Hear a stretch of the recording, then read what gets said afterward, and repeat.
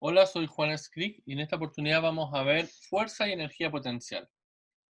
Hasta ahora hemos visto dos fuerzas conservativas, la gravitacional y la fuerza elástica, ¿ya? Y en ambos casos comenzamos con una descripción del comportamiento de la fuerza y a partir de esta fuerza dedujimos una expresión para la energía potencial, ¿ya? Por ejemplo, para un cuerpo de masa m en un campo gravitacional uniforme, la fuerza gravitacional sabemos que es el peso, que es menos mg, ¿ya?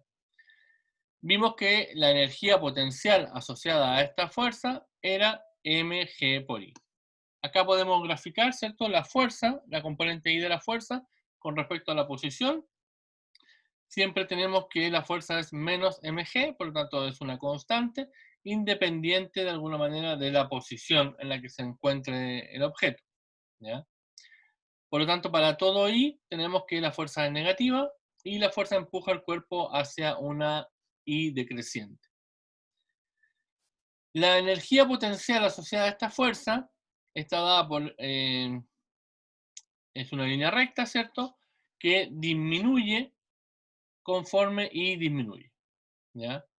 O aumenta conforme I aumenta, ¿ya? Por lo tanto, tenemos esta línea recta. La otra fuerza conservativa que estudiamos fue la fuerza elástica de un resorte, ¿ya? En este caso, para estirar un resorte, tenemos que aplicar una fuerza que es igual a más K por X, donde K es la constante del resorte. Por la tercera ley de Newton, entonces la fuerza que ejerce el resorte sobre un cuerpo es menos K por X. Es justamente una fuerza igual en magnitud, pero en sentido contrario, ¿ya? La fuerza del resorte está dada por esta expresión, menos K por X. Acá tenemos fuerza, acá tenemos la posición, y por lo tanto se satisface este comportamiento. La energía potencial asociada a esta fuerza es un medio K por X cuadrado, que presenta un mínimo, ¿cierto?, donde el resorte no está ni estirado ni comprimido, y a medida que nosotros estiramos o comprimimos el resorte, la energía potencial aumenta. Sin embargo, existen casos donde tendremos lo contrario, es decir, conoceremos la energía potencial y querremos saber cuánto es la fuerza correspondiente.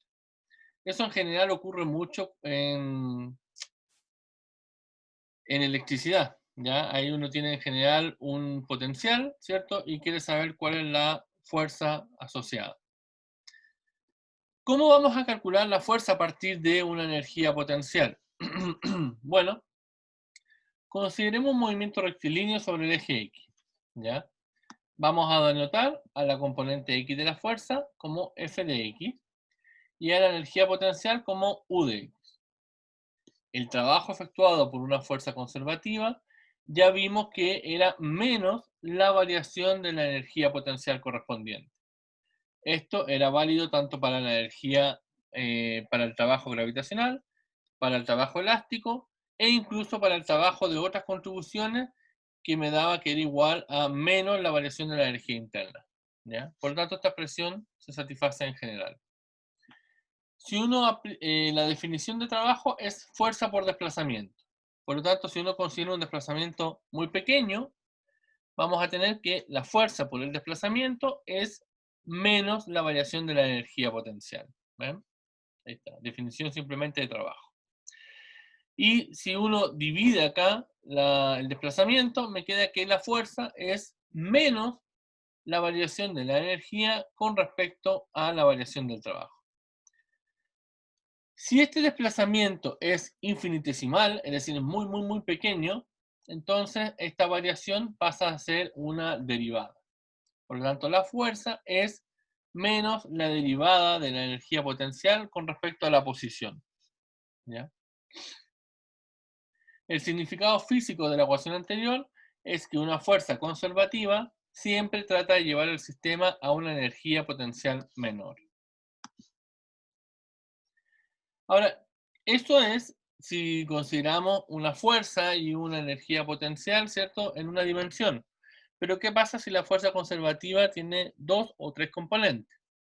Bueno, en ese caso tenemos que la fuerza la podemos escribir como función de menos las derivadas de la energía con respecto a X, con respecto a Y, con respecto a Z, como vamos a escribirlo acá, como la energía potencial depende de X, Y y Z, y uno está derivando acá con respecto a una variable solamente, entonces las derivadas pasan a ser derivadas parciales, ¿ya? Ese es el simbolito de derivadas parciales, que lo único que me indica es que U depende de más de una variable, pero que yo solamente estoy derivando con respecto a una de ellas, ¿ya? En este caso, entonces, la fuerza va a ser simplemente las derivadas parciales correspondientes.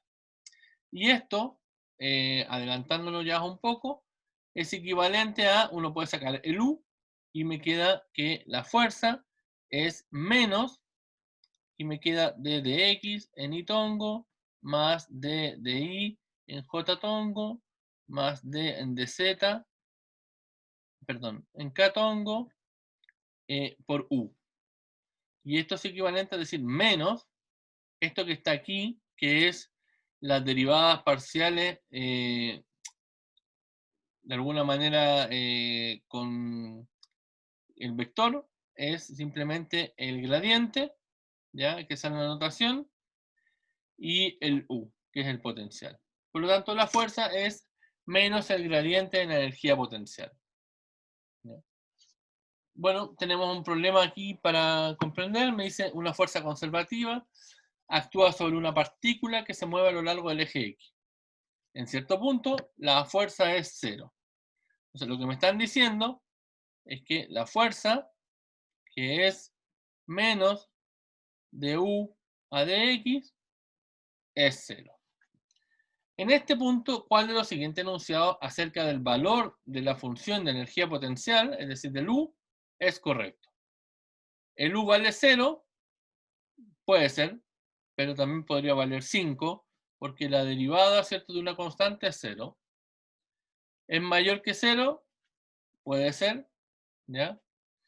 Por lo tanto, en este caso, la respuesta correcta es que no hay información suficiente para determinar cuánto es el valor de la energía potencial. Como pregunta B me dicen, bueno, ¿cuál de los siguientes enunciados acerca del valor de la derivada de U es correcto?